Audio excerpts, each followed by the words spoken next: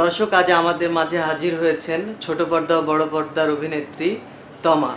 কিছুদিন আগেই সর্বনাশা ইয়াবা সিনেমায় তাকে আপনারা দেখেছেন একজন ইয়াবা আসক্ত নারীর চরিত্রে। আমরা এখন তার সঙ্গে কথা বলি। তমাপুর কাছে প্রথমে যেটা জানতে চাইবো সেটা হচ্ছে আপনার মিডিয়ার শুরুটা কিভাবে হয়েছিল? আমার মিডিয়াতে শুরু করেছিলাম আমি কাজ 2009 এবং সেটা হচ্ছে আমার চাচার হাত ধরে। আমার চাচা হচ্ছে মীর সাব্বির, ওনার হাত ধরেই আমার মিডিয়া জগতে আসা এবং তার বুদ্ধি পরামর্শ, তার ডিরেকশনেই আমার এত দূর পথ চলা। কি কাজ ছিল সেটা? চাচা আমাকে ফার্স্টে পরিচয় করিয়ে দেয় হচ্ছে আমাদের ফজলুর রহমান ভাইয়ের সাথে। উনি তখন ATN বাংলায় একটা নাটক অনেয়ার যাচ্ছিল, তার ওটার নাম ছিল প্রজাপতি মন। ওটাতে আমি ফার্স্ট ছোট একটা ক্যারেক্টারে কাজ করি, ওখান থেকে হচ্ছে আমার পথ চলা শুরু। তারপরে ধীরে ধীরে হচ্ছে অরুণ চৌধুরী, ট্যুরিস্ট, তারপর মাসুদ মহিউদ্দিনের এয়ারকম, তারপর হচ্ছে সকাল আহমেদের চৌমহল, মোহন খানের নীলখোঁজে গাংচিল, এগুলোতে কাজ করা শুরু করি। আচ্ছা, তাহলে ছোট পর্দার মধ্য দিয়ে শুরু হলো, পরবর্তীতে আবার চলচ্চিত্রে অভিনয় করেছেন। চলচ্চিত্রের সঙ্গে কিভাবে সম্পৃক্ত হলেন? মুভিতে ঢোকাটা আমার একেবারে কাকতালীয় একটা ঘটনা। আমি একদিন হচ্ছে হঠাৎ করে মাসুদ ভাইয়ের নির্বিকার মানুষের সেটে কাজ করছি, তো সেখানে আমাদের মিনু আঙ্কেল ছিল, উনি একটা বড় ক্যারেক্টার প্লে করছে। তো মিনু আঙ্কেল আমাকে সেদিন বললো যে এরকম আমাদের নায়করাজ রাজ্জাক আঙ্কেল উনি হচ্ছে একটা মুভি শুরু করতে চাচ্ছি, ইমপ্রেস টেলিফিল্মের মুভি, তো তুমি কাজ করবে কিনা। তো আমি খুব আনইজি ফিল করলাম এবং খুব সংকোচ নিয়ে বললাম যে গল্প ক্যারেক্টার তো জানি না, সো কী করব। তারপর আচ্ছা ঠিক আছে, তাহলে আমি জাস্ট তোমাকে একটা ছবি তুলে রাখি। সে তার মোবাইলে জাস্ট আমাকে একটা ছবি তুলে রাখলো রাজ্জাক আঙ্কেলকে। আমার তার মোবাইলে আমার যে ছবিগুলো ছিল ওগুলো সে দেখায়। দেখানোর পর রাজ্জাক আঙ্কেল তখন খুবই পছন্দ করে আমার এই নর্মাল সিম্পল ছবিগুলো এবং ওই ক্যারেক্টারের কস্টিউম পরে আমি ওইভাবেই রেডি হওয়া, ওইভাবেই সে আমাকে পছন্দ করে। তারপর সে আমাকে ফোন দেয়, তার প্রোডাকশন ম্যানেজারকে দিয়ে। ফোন দেওয়ার পরে আমি স্যারের সাথে কথা বলি, ইনি আঙ্কেলের সাথে কথা বলি। স্যার তখন আমাকে পুরো গল্প ক্যারেক্টার টোটালটা ভালোভাবে বলে, বিস্তারিত বলার পর বলতেছে যে তোমার যদি এই গল্প ক্যারেক্টারটা পছন্দ হয় তাহলে হচ্ছে যে তোমাকে এখন আমি গাড়ি পাঠাবো 1 ঘন্টার মধ্যে, তুমি 1-1.5 ঘন্টার মধ্যে তুমি রেডি হয়ে চলে আসবে। এবং আমি খুব এক্সাইটেড, আমি কি করব, আমি কি বলবো, আমি কিছুই বুঝতে পারতেছি না। কারণ আমার গল্প ক্যারেক্টারটা শোনার পর আমার খুবই ভালো লাগছে, আমার খুবই পছন্দ হয়েছে, কারণ আমি এরকম টাইপের একটা ক্যারেক্টারই কাজ করতে চাই। অনেক এক্সাইটমেন্টের মধ্য দিয়ে হচ্ছে যে আমি রেডি হই, দেন আমি তার সেটে যাই। যাওয়ার পরে স্যার আমাকে সামনাসামনি ফার্স্ট দেখে, দেখার পরে তার খুবই পছন্দ হয় আমাকে। এবং তার সাথে শুটিংয়ে আরও যারা ছিল, কে আপু, সম্রাট ভাইয়া, শাম সুমন, তারপর হচ্ছে মিনু আঙ্কেল, তারপর আমাদের নাটকের আরেকটা ভাইয়া আছে, আমরা সবাই তাকে ছোটো শামীম বলে ডাকি, ছোটো শামীম ভাইয়া, ফুল টিমের সবাই, ক্যামেরাম্যান থেকে শুরু করে সবাই দেখে। দেখার পর তাদের সবার খুব ভালো লাগে এবং সবার কাছে মনে হয় যে না, আন্না ক্যারেক্টারের জন্য তমা পারফেক্ট। শুরুটা অনেক ভালো হয়েছে চলচ্চিত্রে। সেরকমই। পরের চলচ্চিত্র কোনটা ছিল? শাহিন সুমনের জটিল প্রেম। আর কি কি চলচ্চিত্রে কাজ করা হয়েছে? তৃতীয় হচ্ছে জাকির হোসেন রাজুর পোড়ামন।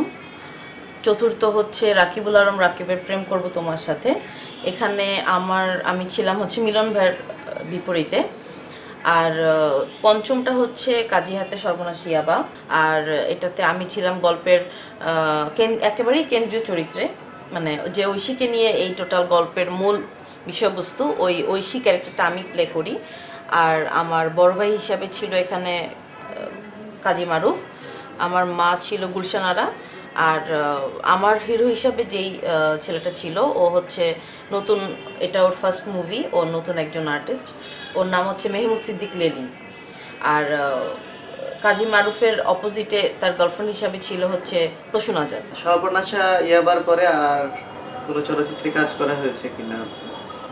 হ্যাঁ, সর্বনাশা ইয়াবার পরে অপূর্ব রানার পুরে যায় মন, এই মুভিতে আমি সাইনিং হই এবং এই মুভির কাজ করি। এখানে সাইমন, আমি, পরিমণি, আমরা তিনজন মিলে এই মানে তিনজনের প্রেমের গল্প, ত্রিভুজ প্রেমের গল্প। আর এটা মুক্তি পেয়েছে হচ্ছে এই 29শে জানুয়ারি এবং এটা হচ্ছে আমার সর্বশেষ অভিনীত মুভি। আর সামনে কিছু কাজের কথা চলছে, মুভির কথা চলছে। ওগুলো যখন অফিসিয়ালি ফাইনাল হয়ে যাবে তখন আমি সবাইকে জানাতে পারবো। কি টাইপের গল্প হলে আপনার পছন্দ হয়? আমি এমন টাইপের গল্প বা চরিত্র খুঁজি যেখানে হচ্ছে পারফরমেন্স করার জায়গা থাকবে এবং আমি করতে পারি বা আমার বয়স, আমার ফিজিক্যাল স্ট্রাকচার সব কিছুর সাথে মানে আমার সাথে মানানসই হয় এমন টাইপের ক্যারেক্টার। এখন অন্যান্য ব্যস্ততা কি নিয়ে? এখন বর্তমানে ব্যস্ততা হচ্ছে আমার 3টা চ্যানেলে হচ্ছে 4টা ডেইলি সোপ যাচ্ছে, এই 4টা প্লাস তার সাথে হচ্ছে আমার পড়াশোনা, এই দুটো বিষয় নিয়ে আমি এখন বর্তমানে বিজি আছি। কি কি যাচ্ছে একটু বলেন। এটিএন বাংলায় যাচ্ছে 2টো ডেইলি সোপ, একটা হচ্ছে মাসুদ মুদ্দিনের নির্বিকার মানুষ আর একটা হচ্ছে মোহন খান নির্খোঁজে গাঞ্চি। বৈশাখীতে যাচ্ছে নতুন ডেইলি সোপ মাসুদ মুদ্দিনের নগর জোনাকি, আর বাংলা বিষয়ে যাচ্ছে মাসুদ সাজানের চলিতেছে সার্কাস। আপনি কি দুই পর্দাতেই কাজ করতে চান কিনা, যে ছোট পর্দা বড় পর্দা দুইটাতেই কাজ করতে চান, নাকি সামনে চলচ্চিত্রে যখন আরো কন্টিনিউ করবেন তখন ছোট পর্দা ছেড়ে দিবেন? ছেড়ে দেওয়ার বিষয়টা তো আর না ভাইয়া, বিষয়টা হচ্ছে যে মানুষের সময় তো ফিক্সড ধরাবাধা 24 ঘন্টাই, সপ্তাহের 7 দিন, মাসে 30 দিন। তো আমি যদি একটা মাসের মিনিমাম 15 থেকে 20 দিন সময় যদি একটা মুভিতে দিয়ে দিই, ওই 15-20 দিন কিন্তু আমি অন্য কোনো ওই মুভির কাজ বাদে অন্য কোনো কাজ কিন্তু আমি করতে পারছি না।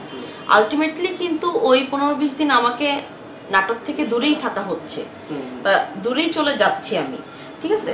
তো আলাদা করে আর ছেড়ে দেওয়ার দরকার হয় না। একজন মানুষ যখন মুভিতে সিরিয়াসলি ইনভলভ হয়ে যায় এবং রেগুলার যখন সে মুভির কাজ করে, তখন সে চাক আর না চাক সে আলটিমেটলি নাটক থেকে সে তার একটা দূরত্ব তৈরি হয়। এই আর আমি পার্সোনালি চাই দুটোটা কাজই, দুটোটা পর্দায় সমানতালে এগিয়ে যেতে। তাহলে এখন কি এরকম ব্যাপার যে বড় পর্দায় কাজ হাতে কম বলে কি ছোট পর্দায় অভিনয় করছেন, এরকম কি ব্যাপারটা?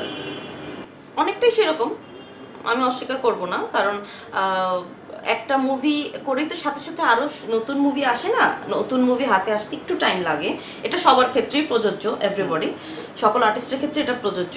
সো আমি চিন্তা করছি যে যেহেতু আমি এখন বর্তমানে নাটকে ভালো ভালো ক্যারেক্টার পাচ্ছি, বড় বড় ক্যারেক্টার এবং মেইন ক্যারেক্টার, সো আমি কেন করব না? আমি তো একজন, দিন শেষে আমি তো শিল্পী, অভিনয় শিল্পী। সো আমাকে তো অভিনয় করতে যেহেতু আমি ভালোবাসি, অভিনয় করতে যেহেতু আমার ভালো লাগে, সো আমি ছোট পর্দাতে যদি ভালো ক্যারেক্টার পাই আমার ডেফিনেটলি সেটা করা উচিত। তো সেই পয়েন্ট অফ ভিউ থেকে আমি এখন নাটক করছি।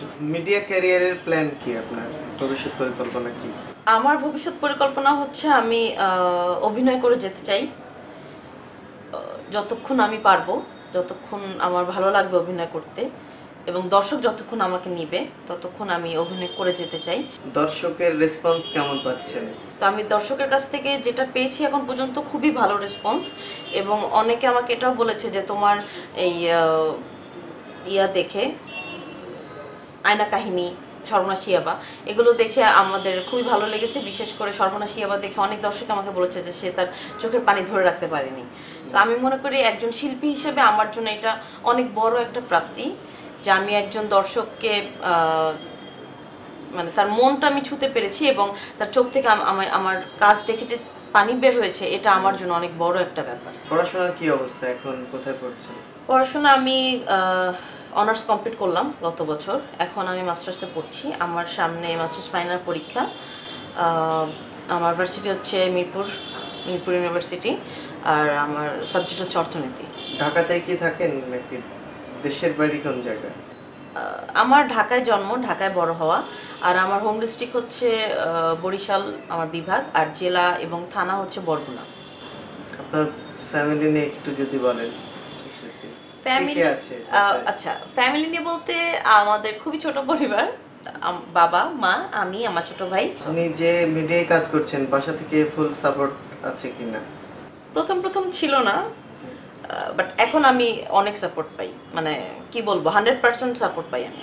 কে উৎসাহ বেশি দেয় বাসায়? আমার মা। সব শেষে আপনার দর্শকদের উদ্দেশ্যে যদি কিছু বলতে চান। দর্শকদের জন্য আমার যেটা বলার আছে সেটা হচ্ছে যে আপনাদের ভালো লাগার জন্যই হচ্ছে আমার অভিনয়ে আসা। ছোটবেলা থেকে স্বপ্ন ছিল অভিনয় করব, ইচ্ছে ছিল অভিনয় করার, এবং আপনাদের যতটুকু সাপোর্ট আমি এখন পর্যন্ত পেয়েছি বা যতটুকু ভালোবাসা আমি এখন পর্যন্ত পেয়েছি, যার কারণে আমার আজও মনে হয় যে আমি মৃত্যু পর্যন্ত অভিনয় করে যেতে চাই। আপনারা আমার জন্য দোয়া করবেন যাতে আমি আপনাদেরকে আরও ভালো ভালো কাজ উপহার দিতে পারি। তার রিপোর্টকে সময় দেওয়ার জন্য অনেক অনেক ধন্যবাদ। আপনাদেরকেও ধন্যবাদ যে আপনারা আমাকে এখানে এনেছেন, আমাকে ডেকেছেন, আমার ইন্টারভিউ নিচ্ছেন। আপনাদের জন্য আমি খুবই শুভকামনা আশা করি।